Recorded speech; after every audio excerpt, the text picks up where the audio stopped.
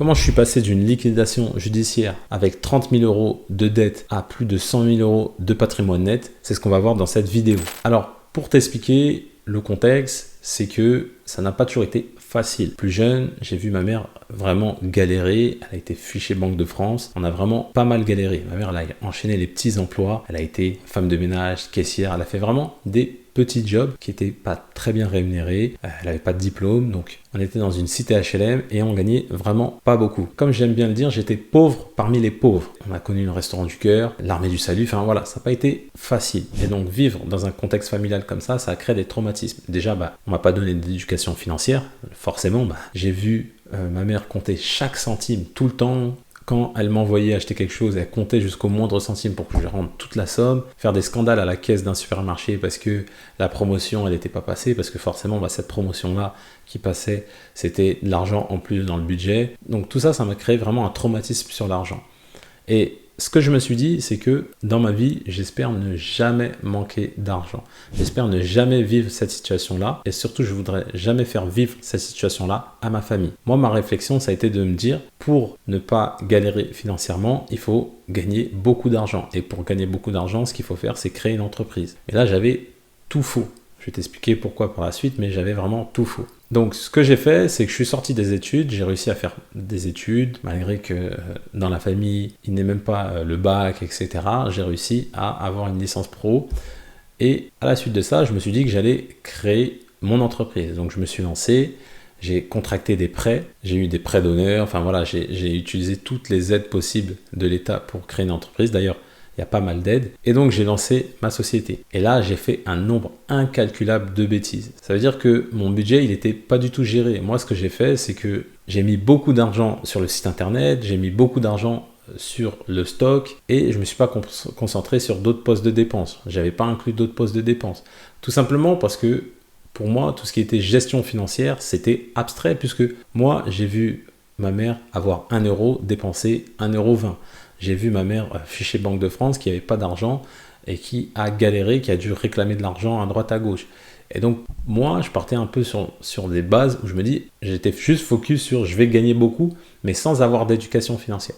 Et comme je n'ai pas eu d'éducation financière, j'ai fini par cracher ma boîte parce que j'avais tellement fait des mauvaises choses au niveau gestion financière que je me suis retrouvé dans le rouge. Mais malgré tout, comme tu le sais, quand tu crées une entreprise, souvent tu fais des prêts et tes cautions. Et donc, même si la société ferme, et qu'il y a une liquidation judiciaire, tu dois quand même rembourser les prêts. Et j'ai dû donc rembourser ces prêts-là pendant plus de 5 ans. Donc j'avais moins 30 000 euros à rembourser. Donc 30 000 euros de dette. Et là, ça a été déjà un premier électrochoc de me dire, attends, la voie royale pour mieux gérer ses finances, c'est pas de gagner plus. Bon, déjà, c'était OK. C'était un paradigme qui venait d'être modifié dans ma tête. Et à la suite de ça, j'ai dû prendre un poste de salarié. Donc, je suis allé dans le monde du travail. Au final, c'était la première fois que j'allais vraiment dans le monde du travail, même si j'avais déjà fait de l'alternance. Mais là, je parle vraiment en CDI, etc.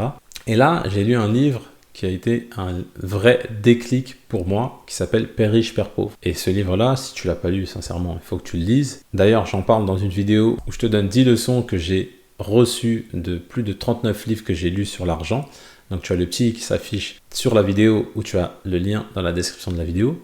Et quand j'ai lu ce livre-là, ça a été un déclic. Parce que c'était la première fois qu'on parlait d'éducation financière. On parlait d'immobilier. On m'expliquait vraiment les bases de la gestion financière, comme par exemple se payer en premier, épargner 10% de son salaire. Et tout ça, pour moi, c'était abstrait. Parce que moi, la gestion financière, je le voyais comme quelque chose de négatif. Parce que comme j'avais vu ma mère galérer en faisant des budgets tous les mois et qu'elle n'arrivait pas à s'en sortir, en fait, je prenais ça comme quelque chose de négatif. Et donc, je voulais absolument pas faire de budget. Pendant les premiers mois où justement j'avais eu mon CDI, j'ai fonctionné un peu à l'inverse de ma mère. C'est-à-dire que j'avais mon salaire et j'ai dépensé à tout va, sans calculer, sans compter. Parce que j'ai vu ma mère compter tout le temps. Donc moi, je voulais vraiment faire l'inverse, vivre au-dessus de mes moyens, payer tout ce que je voulais, aller en boîte, acheter à manger, aller au restaurant tout le temps, acheter des vêtements, vivre au-dessus de mes moyens, vivre la grande vie. Sauf qu'après, je me retrouvais dans le rouge, plus, comme si tu te souviens, j'avais plus de 30 000 euros de dette. Donc j'étais dans le rouge, plus je devais rembourser les 30 000 euros. Et à ce moment-là, c'est là que justement que j'ai lu le livre Père riche, Père pauvre, qui a été un vrai déclic. Et là, j'ai compris l'importance de ne pas dépenser plus que tu as comme argent, l'importance de budgétiser chaque poste de dépense, surtout les dépenses variables, l'importance d'épargner un montant fixe tous les mois dès réception du salaire. Enfin voilà, c'est là que j'ai eu tout ça. Et après, pendant donc les 10 années qui ont découlé de tout ça, je me suis formé continuellement sur l'argent via des formations, via des vidéos, via des méthodes que j'ai mises en place. J'ai vraiment tout testé, tout ce qui est enveloppe budgétaire, tout ce qui est budget base zéro, répartition budgétaire. Enfin, j'ai vraiment tout testé avant de mettre en place vraiment ce qui m'a convenu le plus. Et donc, ce qui m'a convenu le plus, c'est la méthode budget base zéro. D'ailleurs, si cette méthode t'intéresse, j'ai un tableau que j'utilise moi, personnellement, qui me permet de calculer mon budget de manière très fine. Et pourquoi cette méthode-là, elle a fait sens? Parce que, en fait, cette méthode-là, c'est une méthode qui est utilisée par les entreprises. Le but des entreprises qui utilisent cette méthode, c'est de réduire les charges tout en maximisant les revenus. Et donc, de maximiser la rentabilité. Et bien là, dans le cadre d'un particulier, c'est la méthode parfaite parce que en gros, tu pars de tes revenus, donc de ton salaire, et tu vas allouer chaque euro de ton salaire à tes différentes charges.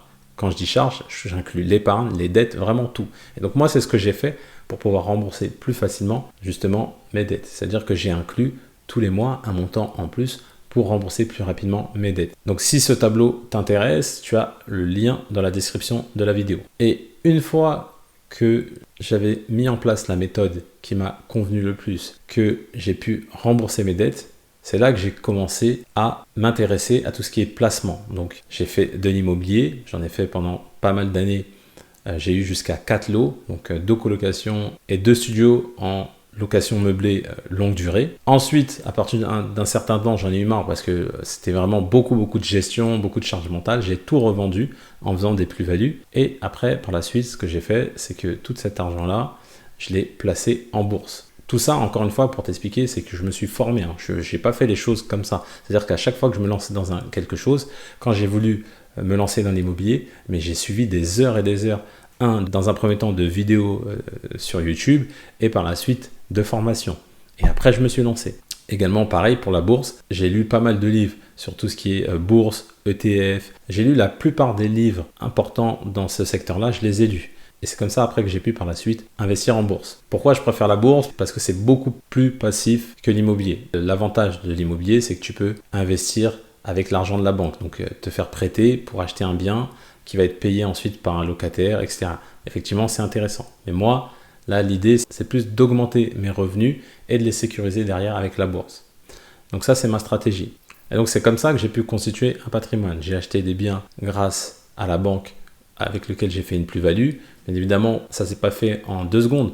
Au départ, la première fois que j'ai voulu aller acheter un bien immobilier, c'était une affaire en plus, j'y pense encore, je passe souvent devant en plus, encore aujourd'hui, c'était une affaire. Et quand je suis allé voir la banque, ils m'ont refusé le prêt. Et pourtant, je pouvais l'acheter, voilà, la capacité d'endettement était bonne. Mais pourquoi ils m'ont refusé? Parce que j'avais des commissions d'intervention. Et ça, les commissions d'intervention, typiquement, c'est un signe de mauvaise gestion financière. Déjà, pour nous, ça devrait nous alerter. Pour les banques, c'est vraiment le signal d'alarme. Dès qu'ils voient ça, ils veulent surtout pas te prêter de l'argent. Et donc, c'est ce qui m'est arrivé. Autre électrochoc, c'est là que je me suis dit quand même, il faut quand même que je remette de l'ordre.